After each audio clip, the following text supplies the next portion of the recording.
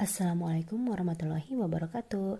Hai anak-anak semua, apa kabar? Semoga kalian selalu dalam keadaan sehat ya. Di video kali ini Ibu akan membahas materi yang namanya adalah statistika. Yuk kita simak apa yang akan kita pelajari hari ini. Nah, ini adalah mind mapnya. Dari statistika ini kita bagi dua fokusnya ya, yaitu pemusatan data dan penyebaran data. Di pemusatan data kita akan mempelajari rata-rata, mempelajari median, dan mempelajari modus. Sedangkan untuk penyebaran data yang kita pelajari adalah jangkauan, kuartil, jangkauan interkuartil, dan simpangan kuartil. Sebelum masuk ke materi mengenai pemusatan data dan mengenai penyebaran data, ada baiknya Ibu akan menjelaskan terlebih dahulu istilah-istilah yang ada di bab statistika ini. Statistika adalah ilmu yang mempelajari cara pengumpulan, pengolahan, dan penyajian data. Ada dua jenis data tuh, yaitu data tunggal dan data majemuk. Namun yang akan kita pelajari di matematika kelas 8 ini hanya data tunggal aja ya. Data itu apa sih? Data adalah catatan atau kumpulan fakta. Data merupakan bentuk jamak dari datum. Jadi kalau misalkan data itu ya pasti bentuknya banyak gitu, nilai-nilainya banyak. Jadi kalau misalkan kalian menyebutkan data-data itu kurang tepat karena data itu udah dalam bentuk majemuk. Kemudian ada statistik. Statistik adalah data hasil pengumpulan dan pengolahan. Jadi berbeda ya antara statistika dan statistik. Statistik itu adalah datanya, sedangkan statistika adalah ilmu yang mempelajarinya. Kemudian ada populasi. Populasi adalah semua objek yang akan diteliti. Sedangkan sampel adalah bagian dari populasi yang benar-benar diteliti. Dalam statistika, penyajian data ini sangat penting banget ya. Kalau misalkan ada satu data, kemudian ada diolah sebagaimana kebutuhannya, data-data yang sudah diolah itu disajikan agar semua orang bisa membacanya. Dalam penyajian data statistika itu ada beberapa jenis ya. Cuman yang udah pernah kalian pelajari itu ada diagram batang, bentuknya dalam diagram lingkaran, ada dalam diagram garis, dan ada juga dalam tabel. Nah, cara penyajian data dan bagaimana membaca data dari diagram batang, membaca data dari diagram lingkaran, itu sudah pernah kalian pelajari waktu di kelas 7. Coba kalian ingat-ingat lagi, coba kalian buka-buka lagi buku-buku yang sudah kalian pelajari di kelas 7. Jadi ibu nggak terlalu fokus untuk di penyajian data ya. Jadi kalian silahkan untuk mempelajari kembali materi yang sudah diberikan di kelas 7 itu. Oke, kita masuk ke materi pemusatan data. Pemusatan data adalah suatu nilai yang mewakili serangkaian data tersebut. Salah satu kegunaan dari ukuran pemusatan data adalah untuk membandingkan dua buah populasi. Karena sangat sulit untuk membandingkan masing-masing anggota populasi, sehingga untuk membandingkan populasi ini cukup diambil nilai yang mewakili masing-masing populasinya saja. Ukuran pemusatan data yang akan kita pelajari yaitu mean, median, dan modus. Nah, ini adalah ukuran pemusatan data ya, ada 3. Mean adalah rata-rata dari sebuah data, kemudian median adalah nilai tengah dari data, dan modus adalah nilai yang paling sering muncul. Kalau mean itu simbolnya X bar. Jadi garis yang ada di atas itu kita sebut X bar ya. X bar itu rumusnya jumlah nilai seluruh data dibagi dengan banyaknya data. Kemudian untuk median itu karena dia adalah nilai tengahnya, jadi kalian harus mengurutkan dulu nilai dari yang terkecil. Kemudian dibagi dua tuh datanya, dan di tengah-tengah itu kita sebut sebagai nilai mediannya. Untuk modus itu cukup mudah, kalian cukup lihat aja nilai yang paling sering muncul atau yang paling banyak dalam populasi. Nah, ini adalah contoh dari soalnya. Berikut ini adalah data nilai ujian matematika 20 siswa kelas 8E SMP Ceria.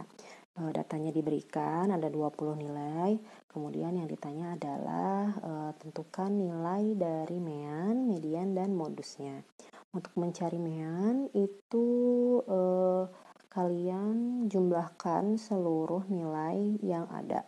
Jadi untuk menghitung mean, nah, kalau misalkan datanya dalam bentuk seperti ini kan masih ngacak nih ya, masih data belum dalam bentuk tabel atau dalam bentuk diagram. Jadi ini sih sebetulnya lebih mudah ketika kalian menyajikan dulu datanya dalam bentuk tabel, karena dia terlalu ngacak gitu ya. Jadi kalau misalkan bisa kita urutkan dulu ke dalam tabel. Nah, ini kita masukkan ke dalam tabel nilainya. Yang paling kecil ada 50, kita masukkan 50. Untuk yang dapat nilai 50 itu hanya satu orang ya, hanya ini aja. Berarti ini frekuensi dari 50 itu 1, karena hanya ada satu siswa yang mendapatkan nilai 50. Kemudian nilai berikutnya adalah 60. Yang mendapat nilai 60 ada 1, 2, 3. Nah, di sini berarti frekuensinya adalah 3. Kemudian untuk nilai 70 itu ada 1, kemudian 2, 3, 4. Jadi frekuensinya adalah 4. Untuk nilai 80 ada 1, 2, 3, 4, 5, 6. Nah, di sini berarti frekuensinya adalah 6. Untuk 90, yang dapat nilai 90 ada 1, 2, 3, 4. Berarti di sini frekuensinya 4.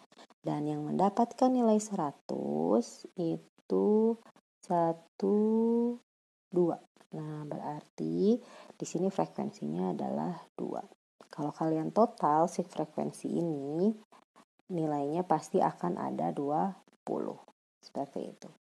Nah, bagaimana untuk menghitung si rata-rata atau meannya?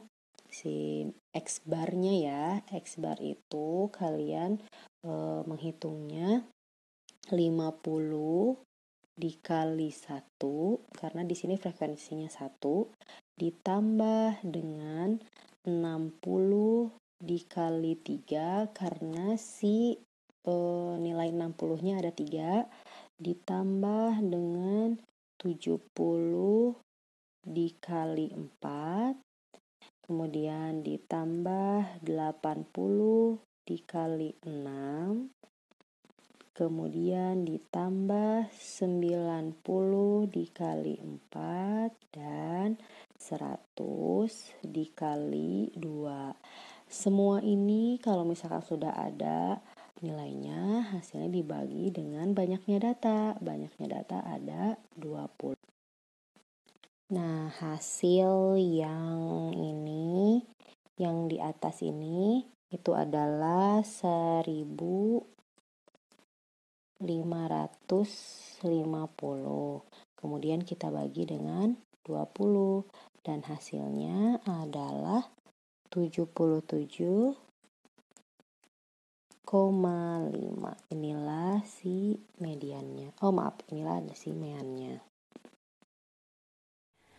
Nah, untuk mencari median itu adalah nilai tengah dari data yang telah diurutkan. Jadi kita pertama langkahnya adalah mengurutkan dulu si data yang sudah diberikan. Ke data yang sudah diurutkan seperti ini ya. Ibu lebih meringkas aja karena di sini satuannya puluhan semuanya. Jadi Ibu nulisnya dalam satuan aja 5, 6, 7, 8, 9, 10. Kalau misalkan ada 5 berarti itu artinya nilai 50 gitu ya. Itu untuk meringkas cara menulis aja sih. Nah, untuk mencari median, karena di sini ada 20 data, nah berarti kalau dibagi 2 kan 10 ya. Artinya kita lihat di 10 data itu sampai mana. Sini 1, 2, 3, 4, 5, 6, 7, 8, 9, 10. Sampai sini ya 10. Kemudian di sebelah sini juga harus 10 yang di sebelah kanan. 1, 2, 3, 4, 5, 6, 7, 8, 9, 10. Nah, berarti tengah-tengahnya ada di sebelah sini. Nah, tengah-tengah inilah yang disebut sebagai median. Ya. Nah, berapa nilai mediannya? Karena dia ada di tengah-tengah antara 8 dan 8, maka nilai mediannya adalah 8 ditambah dengan 8, kemudian dibagi dengan 2. Berarti hasilnya adalah 16 bagi 2, 8. Nah, kita dapat nilai mediannya adalah 8. Mudah kan? Nah, bagaimana untuk mencari modus? Untuk mencari modus cukup mudah juga. Kenapa? Karena modus adalah nilai yang paling sering muncul, yang paling banyak ada di datanya. Yang paling banyak ada datanya nilai yang berapa? Nilai yang 80. Yang ini kan. Nih, karena dia paling banyak, nilai 80-nya ada 6. Sehingga nilai modusnya itu sama dengan 60. Tapi mediannya bukan 8 ya, 80. Nah, gitu.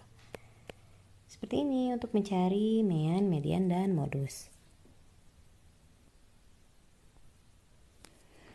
Lanjut ke materi penyebaran data. Ukuran penyebaran data adalah suatu ukuran yang menyatakan seberapa besar nilai-nilai data berbeda atau bervariasi dengan nilai ukuran pusatnya, atau ukuran yang menyatakan seberapa besar sih penyimpangan nilai-nilai data dengan nilai pusatnya. Untuk ukuran penyebaran data yang akan dipelajari ada 4, yaitu jangkauan, kuartil, jangkauan interkuartil, dan simpangan kuartil. Nah, ini untuk rumus-rumusnya. Jadi ada 4 ya. Untuk jangkauan itu nama lainnya ada jangkauan, ada rentang atau range.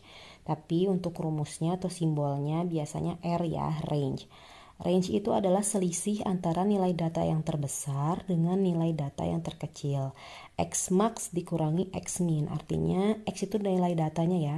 Nilai data yang terbesar dikurangi dengan nilai data yang terkecil.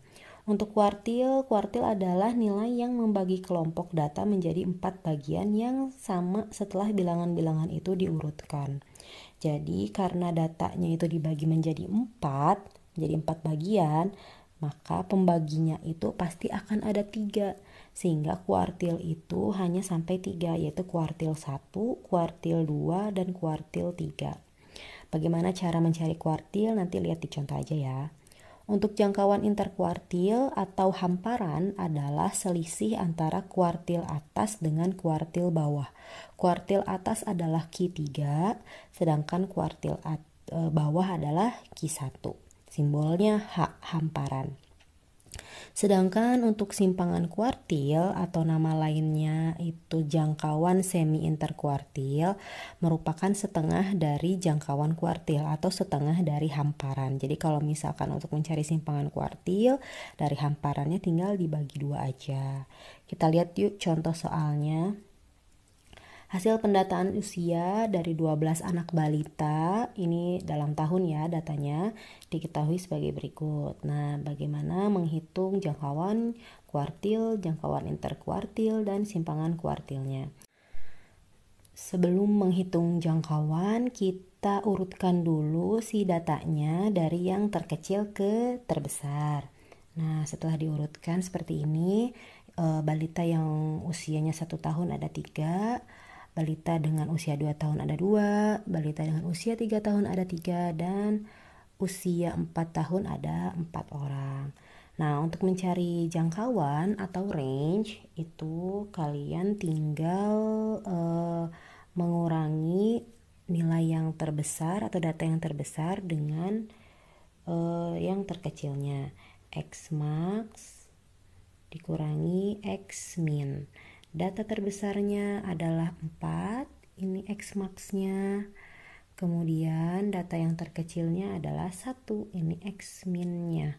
Sehingga untuk jangkauan atau range-nya itu 4 dikurangi 1, hasilnya adalah 3. Sudah selesai. Nah, kalau untuk mencari kuartil, setelah kalian urutkan, pertama adalah membagi dua dulu datanya. Karena di sini ada 12 dibagi 2 berarti 6 ya. Berarti di sisi sebelah kiri ada 6 data dan di sebelah kanan ada 6 data. 1, 2, 3, 4, 5, 6, berarti tengah-tengahnya ada di sini. Di sini sebelah kiri ada 6, di sebelah kanan juga ada 6. Tengah-tengah ini disebut sebagai apa tadi? Ya betul, median. Nah, median itu sama dengan kuartil 2 atau kuartil tengah. Jadi setelah kalian urutkan, bagi 2 itu adalah nilai median sama dengan nilai Q2-nya. Untuk mencari Q1 itu dari yang di sebelah kiri, kalian bagi 2 lagi. Ada 6 data, berarti di tengah-tengahnya di sini ya. Di sebelah sini 3, di sebelah sini 3.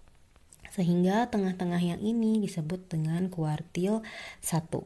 Dan kuartil 3-nya itu di sebelah kanan, sama juga tengah-tengahnya kita cari, berarti ada di sini. Oh, ini adalah Q3-nya. Nah, berapa nilai Q1? Karena Q1 ada di antara 1 dan 2, berarti nilai Q1-nya 1 ditambah 2 dibagi 2. Hasilnya adalah 3/2 atau 1,5. Q2-nya itu adalah karena tengah-tengah dari 3 dan 3, pasti Q2-nya adalah 3. Dan Q3-nya karena tengah-tengah 4 dan 4 dan nilai Q3-nya pasti adalah 4. Nah, ini adalah Q1, Q2, dan Q3-nya. Selesai. Kemudian untuk menghitung jangkauan interkuartil, rumusnya adalah H sama dengan Q1, Q3 dikurangi dengan Q1. Tadi kita sudah hitung kuartil atasnya adalah 4 dan kuartil bawahnya adalah 1,5. Sehingga untuk hamparan atau jangkauan interkuartilnya adalah 2,5. Seperti ini. Nah, bagaimana untuk simpangan kuartil? Untuk simpangan kuartil itu simbolnya adalah QD. Nah, rumusnya adalah setengah dari hamparan. Tadi kita punya nilai hamparannya adalah 2,5, sehingga untuk simpangan kuartilnya adalah setengah dikali 2,5. Hasilnya adalah 1,25. Sudah deh, selesai. Cukup mudah kan untuk materi statistika kali ini? Kalau ada yang mau ditanyain, silahkan kalian tanya ke Ibu. Melalui kolom komentar juga boleh. Cukup sekian dari Ibu. Terima kasih sudah menyaksikan materi statistika kali ini ya. Ketemu lagi di materi berikutnya. Wassalamualaikum warahmatullahi wabarakatuh. Dadah.